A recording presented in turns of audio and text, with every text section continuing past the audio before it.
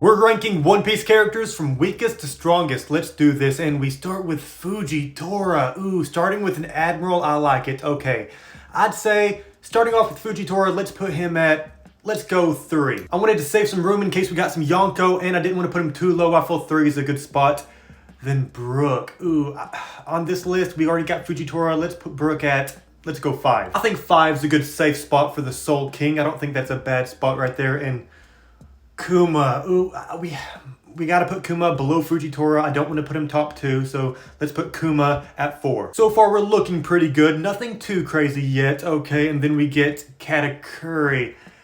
I'm not gonna put Katakuri below Brook, so we gotta put Katakuri above Fujitora. So that means Katakuri is our number 2. Now that would be an interesting matchup right there. Katakuri against Fujitora, and then Cavendish, you got to go below Brook. So that means Cavendish has to go at 6. And honestly, that's not too terrible since we haven't really seen Cavendish in a while. But now that means we need a 1 and a 7. We need a strong character and a weak character. And I guess we have to put Rayleigh at 1. And honestly, that's not even that bad. You could make the case for Rayleigh against Katakuri and Rayleigh against Fujitora. I just think it's pretty close. Current Rayleigh, that is. But I feel pretty good about putting Rayleigh at 1 right there. I definitely wasn't putting him at 7. And